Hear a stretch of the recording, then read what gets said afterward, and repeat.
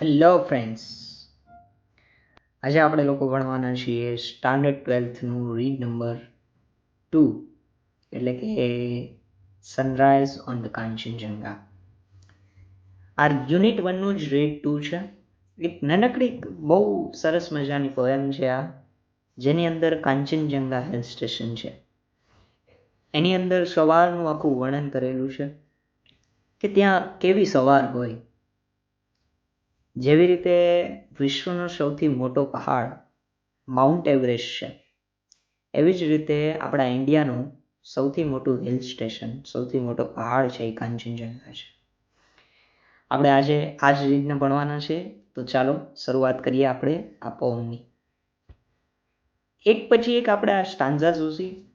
જે રીતે આપણે ગુજરાતીની અંદર પંક્તિ હોય એક પછી એક, એવી જ રીતે ઇંગ્લિશની અંદર પોએમની અંદર સ્ટાન્ઝા હોય. એક પછી એક આપણે સ્ટાન્ઝા જોશી. પોએમનું નામ છે સનરાઈઝ ઓન ધ કાંચનજંગા. સૌથી પહેલા સ્ટાન્ઝામાં જે પોએટ છે એ વર્ણન કરે છે ધ વેપર્સ રાઇઝ. વેપર્સ એટલે શું થાય? તો કે વેપર્સ એટલે તમને ખબર છે કે જ્યારે પણ આપણે વરાળ નીકળતી હોય, અથવા તો આપણે તમે શિયાળામાં જોશો તો આપણે મોઢુમાંથી જે વરાળ નીકળતી હોય, હા કરીએ તો એમ કહીએ ધુમાડો, ધુમ્મસ છે ને કંઈ વેપર્સ. તો જે અહીંયા પોએટ છે એ પણ એમ જ કહે છે the vapours rise to the morning skies. કે જે વેપર્સ છે એ ક્યાં જાય છે? આકાશની અંદર. મોર્નિંગ સ્કાઈઝ એટલે કે સવારનું જે આકાશ છે એની અંદર જાય છે. અહીંયા સ્કાઈઝ લખ્યું છે, સ્કાઈઝ. હવે જુઓ, જે પોએટ હોય ને, પોએટ, એને ગ્રામર હારે કોઈ લેવા દેવા ન હોય. એને ગ્રામરને કોઈ લેવા દેવા જ નહીં, એમ સમજો. ઠીક છે? તો to the morning skies, vapours ક્યાં જાય છે? મોર્નિંગ સ્કાયની અંદર જાય છે. Clad in the purple glory. અને કેવી ગ્લોરી છવાઈ જાય છે ચારે બાજુ? પર્પલ કલરની આખી ચારે બાજુ ગ્લોરી. ક્લેડ એટલે છવાઈ જવું. કવર, જેનું એક આપણે સિનોનિમ કહી શકીએ, કવર. ક્લેડ એટલે છવાઈ જવું. Clad in purple glory. એક પર્પલ ગ્લોરીમાં આખું છવાઈ જાય છે આખું મોર્નિંગ સ્કાય. તમને અહીંયા હું એક પિક્ચર દેખાડવા માંગીશ, જે મેં તમને દેખાડવા માટે ખાસ બનાવ્યું. અહીંયા ગૂગલ પરથી મેં લીધેલો નથી આ ફોટો, પણ મેં ક્યાંકથી લીધેલો છે. ઠીક છે? એટલે અહીંયા તમે જોઈ શકો છો કે આખું પર્પલ કલરની ગ્લોરી કેવી કાંચનજંગા હિલ સ્ટેશન ઉપર છવાયેલી જોઈ શકો છો તમે. આખી બહુ સરસ મજાની. અને હિલ સ્ટેશન ઉપર જવું બહુ જ મજાની વાત છે. એક વખત ગયા ત્યાર પછી હર વખતે જવાનું મન થાય, અને એટલી શાંતિ આ હિલ સ્ટેશનો ઉપર અનુભવાય જેની કોઈ હદ નથી. એમ કહું તો કોઈ શંકાને સ્થાન નથી. એક વખત તો જરૂર જવું જોઈએ. બહુ સસ્તા આવા ટ્રેકિંગ પ્લાન્સ હોય છે, પણ કેટલાય લોકોને શું હોય, વેકેશન પડે તો મોબાઈલમાં પડ્યું રહેવું હોય. એથી કરતાં આવા હિલ સ્ટેશન ઉપર ફરવા જવું બહુ સરસ મજાની વાત છે. તો આપણે ત્યાર પછીનું સ્ટાન્ઝામાં આગળ વધીએ. Clad in a purple glory, with the love light glows on the eternal snows. While the love light glows on the eternal snows upon the summit હોય. હવે આપણે છેલ્લેથી સ્ટાર્ટ કરીએ. upon the summit હોય એટલે ક્યાં આ થાય છે? તો કંઈ કે upon the summit હોય. સમિટ એટલે શિખર ઉપર. હોરી એટલે થાય બહુ પ્રાચીન. આ શિખરો છે એ બહુ પ્રાચીન છે. કાંઈ આપણા દાદા બાપ દાદા કોઈ બનાવવા નહોતા, એ બહુ હજારો કરોડો વર્ષ જૂના છે. તમે જોયું કે મારા દાદા સમિટ શિખર બનાવવા જતા હતા, અમારા દાદા શિખર બનાવવા જતા હતા, એવું કોઈ દિવસ કામે નહીં હેન્ડલું હોય, કારણ કે એ બહુ જૂના છે. હોરી એટલે કે બહુ એશિયન્ટ છે, પ્રાચીન છે. On the eternal snows. Eternal snows એટલે હંમેશા માટે. તમે હમણાં જ જોયો બરફ કેવો છવાયેલો હતો, ત્યાં બરફ હંમેશા માટે છવાયેલો છે, eternal snows. While the love light glows, કે જ્યાં લવ લાઇટ ગ્લો એટલે કે ત્યાં આખી પ્રેમની જે લાઇટ છે એ છવાયેલી છે. તો આખા સ્ટાન્ઝામાં પ્રેમની લાઇટ કેવી હોય તમને ખબર છે? તમે જ્યારે પણ વરસાદ થયો હોય ત્યારે જોજો તમે, જે વરસાદના બિંદુઓ છે, ટીપાઓ છે, એ તમને લોકોને જે ટીપાઓ છે એ એક પાંદડા ઉપર પડેલા જોવાશે. એમાં જ્યારે સૂર્યનો પહેલો પ્રકાશ છે એ પડે અને જે એમાં અલગ અલગ પ્રકારના પર્પલ ને પિંક ને બ્લુ ને જે મિક્સચર જોવા મળે, આહાહા, એ મિક્સચર એ આખી દુનિયાની એક આખી અચરજની વાત છે આવા પ્રકારના મિક્સચર જોવા. તો પહેલા સ્ટાન્ઝામાં પોએટે કીધું ધ વેપર્સ રાઇઝ, કે જ્યાં ધુમ્મસ છે એ આગળ વધે છે. ક્યાં આગળ વધે છે? તો મોર્નિંગ સ્કાયસ, કે મોર્નિંગના આકાશની અંદર. Clad in a purple glory, કે જ્યાં આખી પર્પલ કલરની ગ્લોરી છવાયેલી છે. while the love light glows on the eternal source, કે જ્યાં લવ લાઇટ ચારેય બાજુ છવાયેલી છે. અને ક્યાં છવાયેલી છે લવ લાઇટ? કે જ્યાં બરફ કોઈ દિવસ પીગળતો નથી, જીવનભરનો બરફ છે, ઇટરનલ સ્નોઝ, કેના ઉપર છવાયેલી છે આ? તો કંઈક અપોન ધ સમિટ હોરી, કે જે હજારો વર્ષ જૂની જે પર્વતમાળા છે કાંચનજંગા, એના ઉપર આ છવાયેલી છે. ત્યાર પછી આગળ વધીએ. બીજા સ્ટાન્ઝાની અંદર કવિ કહે છે, પોએટ કહે છે, એન્ડ ધ હિમાલયાઝ ક્વીન, હિમાલયની રાણી કહે છે. આપણે તમને ખબર છે ને હિમાલય પર્વત છે એની એક્ઝેક્ટ ઓપોઝિટમાં કાંચનજંગા હિલ સ્ટેશન આવ્યું છે. એટલે અહીંયા હિમાલયની રાણી કેને કહી છે? કાંચનજંગાને કહી છે. હિમાલયની રાણી છે. એન્ડ ધ હિમાલયાઝ ક્વીન, હિમાલયની રાણી કેવી છે?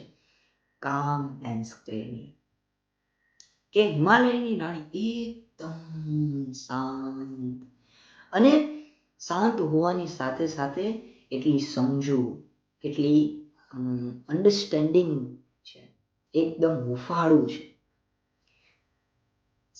સ્ક્રેની એટલે ફાળું, શાંત એટલે કામ, અને અન્ડરસ્ટેન્ડિંગ એટલે કે સમજુ છે. હિમાલયની રાણી કેવી છે? સમજુ અને શાંત. કદાચ એકતા કપૂરની સિરિયલ નહીં જોતી હોય અને રાણીઓ કે એ અનુપમા નહીં જોતી હોય, એટલે એ શાંત અને સમજુ છે હિમાલયની રાણી કાંચનજંગા. ઠીક છે. એટલે ઓમ પણ રાણી કેવી હોય? તો કે એકદમ શાંત. મોટા ભાગની રાજાઓની રાણી કેટલી સમજુ અને શાંત હોય. આ કેવી છે હિમાલયની ક્વીન? કાંચનજંગા. આગળ વાત કરીએ. returns the heavens greeting in robes of white, કે જાણે એવું લાગે છે આ હિમાલયની રાણી કાંચનજંગાને જોઈને પોએટને, કે જાણે હમણાં જ એક પરી છે, એક હેવન્સની એક અદ્ભુત પરી છે, એ પૃથ્વી ઉપર આવી હોય અને એને કેવા કપડાં પહેર્યા છે? તો કે ઇન રોબ્સ ઓફ વ્હાઇટ. રોબ એટલે શું થાય? તમને ખબર હશે કે ચર્ચની અંદર જે ફાધર હોય એ ફાધર કેવું વ્હાઇટ કલરનું એકદમ લાંબુ ગ્રાઉન્ડ પહેર્યું હોય, એવું વ્હાઇટ કલરનું ગ્રાઉન્ડ છે કાંચનજંગાએ પોતાના હિલ ઉપર પહેર્યું હોય એવું લાગે છે, કારણ કે આખું વ્હાઇટ કલરનું બરફ છવાયેલું છે. જો હું તમને એક પિક્ચર દેખાડું તેના માટે, જો કેવી હિલ સ્ટેશન લાગે છે, હા, કેવી અદ્ભુત હિલ સ્ટેશન. આમ જુઓ તો આપણે એવું થાય કે ના, શું હિલ સ્ટેશન છે, વાહ, સરસ મજાનું હિલ સ્ટેશન.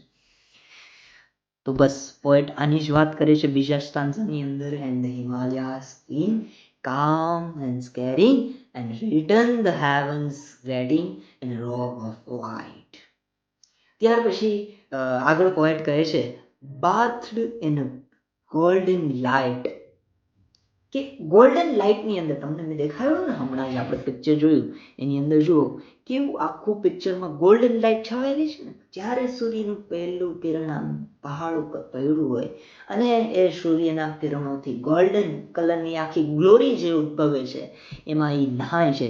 કેટલાય લોકોને તમે જોયા હશે કે બીચ ઉપર સૂર્યથી બાથ લેતા હોય, એટલે નહાતા હોય, એવા જોયા હશે કેટલાય વ્યક્તિઓ. તો bath in the golden light ક્યાં એ મળે છે? where the earth and sky are meeting.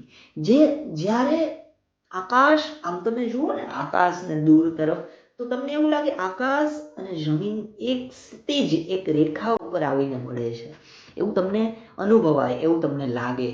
એટલે આખો આ સ્ટાન્ઝા, સેકન્ડ સ્ટાન્ઝાની અંદર કવિ અથવા તો પોએટ આવી વાત કહે છે કે હિમાલયાની રાણી કેવી છે? કામ એન્ડ સ્કેરી, કે બહુ શાંત છે અને સમજુ છે. એ એવું લાગે છે જાણે હેવન્સ હમણાં જ સ્વર્ગમાંથી આવ્યું હોય. Returns the heavens grading. એને કેવા કપડાં પહેર્યા છે? In the robes of white bathed in the golden light where the earth and sky are meeting. ત્યાર પછી આગળ વધતા ત્રીજા સ્ટાન્ઝાની અંદર કવિ કહે છે ધ મોર્નિંગ ડ્યુઝ. મેં હમણાં વાત કરી ને મોર્નિંગના ડ્યુઝ એટલે જે મોર્નિંગના ટીપા છે, ઝાકળના જે નાનકડા ટીપા છે, ટીચુકડા નાનકડા એ મોર્નિંગના ડ્યુઝ, મેલોઝ હુમસ. અને એ કેવા છે?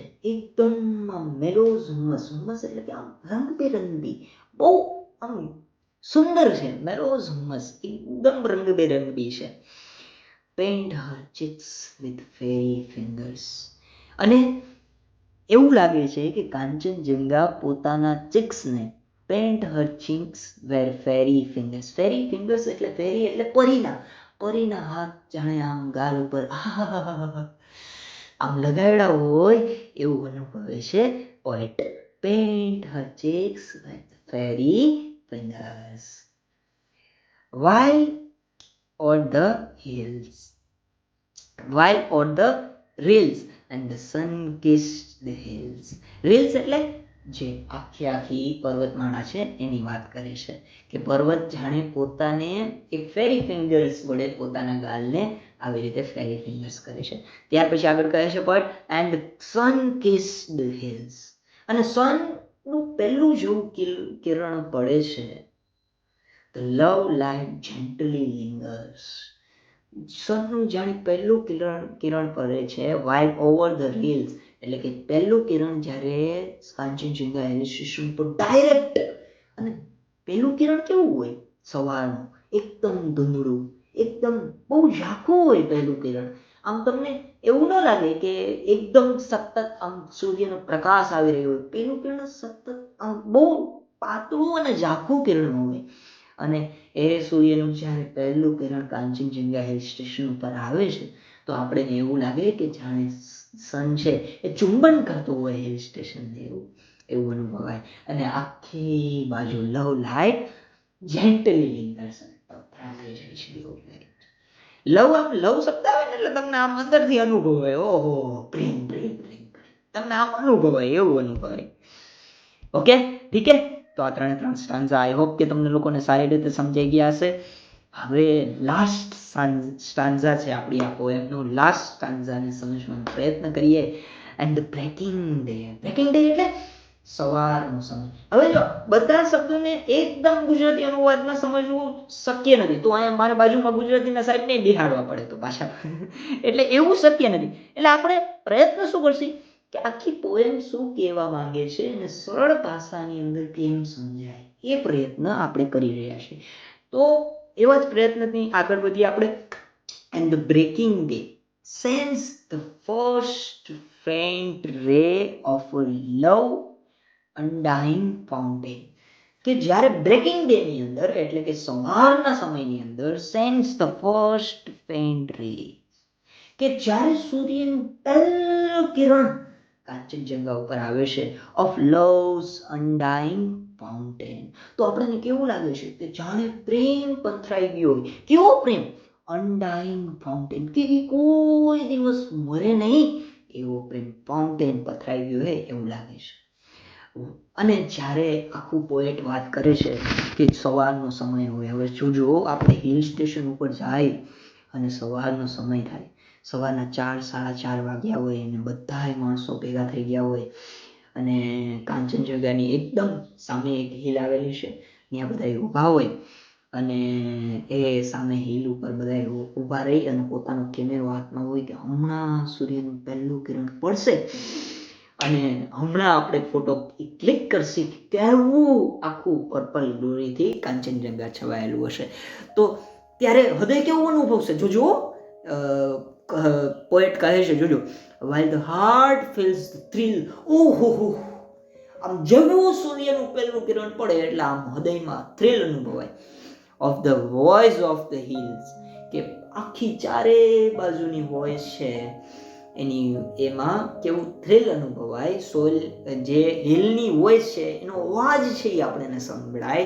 And the soul that dwells in the mountain. અને આપણું જે સોલ છે એટલે કે આત્મા છે એ હંમેશા માટે ત્યાં રહી જાય છે. Dwells in the mountain. અને આપણી આત્મા છે એ કાંચનજંગા હિલ સ્ટેશન ઉપર રહી જાય છે. તમને જુઓ અહીંયા કાંચનજંગાનો મસ્ત મજાનો ફોટો દેખાતો હશે. અને આઈ હોપ કે તમને આખું પોમ છે બહુ સારી રીતે સમજાવવાનું હશે. ઠીક છે, તો thank you very much. Bye. ફરી મળીશું કંઈક અનધર ટોપિક સાથે. ત્યાં સુધી bye. Thank you very much.